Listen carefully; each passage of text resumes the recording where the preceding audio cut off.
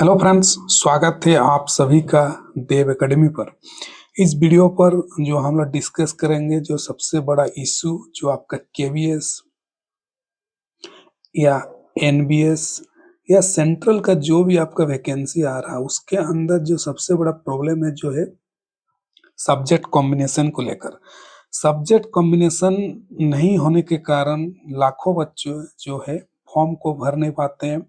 कई बच्चे फॉर्म भर भी देते हैं, सिलेक्ट हो जाते हैं, तो उनको जो डीवी का टाइम होता है, इंटरव्यू के टाइम में उनको निकाल दिया जाता है। तो इस पर हम लोग देखेंगे कि कौन साइंस के अंदर जो कौन कौन बच्चे एलिजिबल हैं, जो है आपका टीजीटी मैथ हो या टीजीटी साइंस के अंदर है, जो आप अप्लाई कर सकते हैं। क्योंकि आपको बाद में आपका निकाल दिया जाएगा, तो इतना समय और पैसा बर्बाद करके कोई फायदा नहीं है। नियम ही ऐसे बनाया गया है, जो है काफी स्टूडेंट जो है इसको लेकर नाराजगी रहती है। तो चलिए इसको हम लोग देखते हैं क्या कुछ इसका टीजीटी मैथ्स और टीजीटी जो है आपका साइंस के अंदर क्या कुछ आपका सब्जेक्ट कॉम्बिनेशन है। तो देखिए, तो साथ में अगर आप इस चैनल पर नए हैं तो देव एकेडमी को सब्सक्राइब करके आप रख लिखें, आपको सारा अपडेट यहाँ पर मिलते रहेगा। कोई भी डाउट है तो आप मुझे कमेंट कर सकते हैं। तो मैथ वालों के लिए तो इसमें कोई ज़्यादा दिक्कत नहीं होता है। अगर मैथ का बात करें तो तो टीजीटी मैथ में कैंडिडेट में क्या पढ़ा होना चाहिए, तो मैथमेटिक्स एज ए इलेक्टिव या मेन सब्जेक्ट एटलीस्ट 3 ईयर, या आपने अगर ईयरली आपने किया है मैथ्स लेके ऑनर्स, तो आपका 3 ईयर तो आपका होगा ही।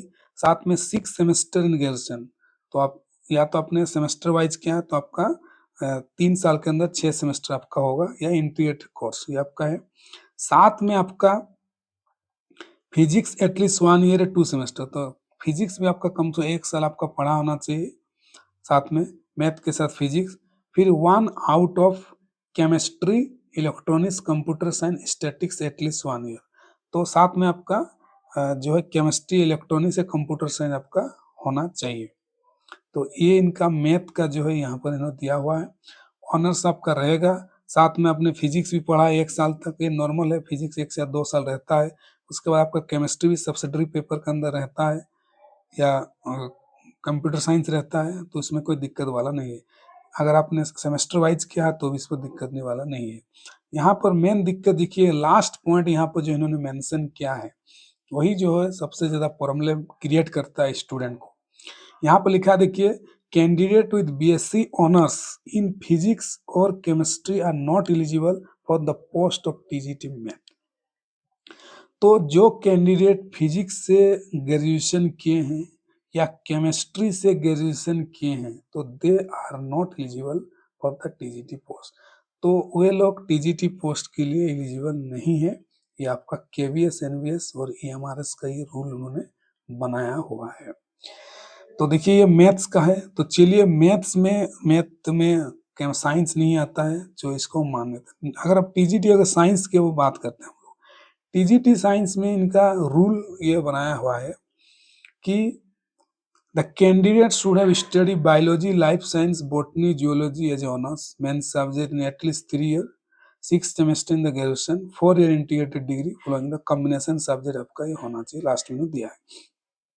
मतलब साइंस को भी इन्होंने जो है केमिस्ट्री और फिजिक्स को इन्होंने कुछ नहीं माना इन्होंने, और आपका इनका साफ कहना कि आपको बॉटनी, जियोलॉजी या लाइफ साइंस जो है आपका, ये आपका जो है पढ़ा होना चाहिए, एक ऑनर सब्जेक्ट के रूप में आपका पढ़ा होना चाहिए, कम से कम 3 ईयर। मतलब ये साफ साफ इनका कहना है कि आप 3 ईयर आप बायोलॉजी अगर पढ़े हैं, बॉटनी, जियोलॉजी, लाइफ साइंस लेकर, तभी आप टीजीटी साइंस के लिए आप एलिजिबल हैं। साथ में आपका सब्जेक्ट कॉम्बिनेशन भी इन्होंने यहाँ पर दिया हुआ है। मतलब पूरा पूरी साइंस को इन्होंने बायोलॉजी में रख दिया कि सिर्फ बायोलॉजी ही साइंस होता है, फिजिक्स, केमिस्ट्री आपका साइंस नहीं होता है। तो इसके बाद देखिए इसका इनका मेन सब्जेक्ट आपका कम से कम flowing combination of subject at least 1 year 2 semester, कम से कम आप 1 साल या 2 सेमेस्टर आपका पढ़ा होना चाहिए जो है सब्सिडरी के रूप में। तो मेन सब्जेक्ट आपका बायोलॉजी होना चाहिए, या आपने बॉटनी से ऑनर्स किया है, जियोलॉजी से ऑनर्स किया है, साथ में आपका जो है सब्सिडरी के रूप में या तो आपने केमिस्ट्री या बॉटनी या जियोलॉजी रखे हैं आप, केमिस्ट्री एंड जियोलॉजी आपने रखा है, केमिस्ट्री एंड बॉटनी आपने रखा है। तो 2 सब्सिडरी पेपर तो हर कोई रखता है जो है बायोलॉजी के साथ, केमिस्ट्री और तो ये वाला इनका ये रूल है टीजीटी साइंस के लिए। और आपने अगर सीबीएस सिस्टम से किया तो भी यहाँ पे एलिजिबल है। तो यहाँ पर साफ-साफ है कि इन्होंने बायोलॉजी वालों को भी मौका दिया है, इन्होंने मैथ्स वालों को भी यहाँ पर मौका चांस दिया है, लेकिन जो कैंडिडेट फिजिक्स से ऑनर्स किए हैं या केमिस्ट्री से ऑनर्स किए हैं, उन लोगों ने जो है बीएड करके मतलब पैर पे कुल्हाड़ी मार दिया है। और जो जो केबीएस और एनवीएस का जो नीति है, ये आपका टीजीटी और टीजीटी के लिए, खासकर पीजीटी के लिए एलिजिबल है, लेकिन टीजीटी के लिए एलिजिबल नहीं है। एक केबीएस और एनवीएस के अपना नियम कानून ये बनाए हुए हैं। तो बाकी जो है तो इसको चेंज होना चाहिए। हर बार वैकेंसी आती है, लेकिन जो है और यही रूल आपका ईएमआरएस एकलव्य मॉडल स्कूल के अंदर आपका होता है, क्योंकि इनका नियम बना रहता है। केबीएस एनवीएस ये हमारा सेंट्रल का एक ही रूल है, उसी को बस कॉपी पेस्ट मार के इन लोग इधर उधर करके रूल को बना देता है। और इसमें छात्र जो है लाखों छात्र इस पर आपका प्रभावित आपका होते हैं। आई होप आपको समझ में आया होगा इसका क्या रूल है साइंस के अंदर टीजीटी का। तो आप कमेंट कर सकते हैं अगर आपको कुछ इसका डाउट है। साथ में आप मेरा टेलीग्राम चैनल देव एकेडमी आप ज्वाइन कर सकते हैं, वहाँ आपको सारा अपडेट इसका पीडीएफ भी आपको वहाँ पर आपको मिल जाएगा। Thank you so much.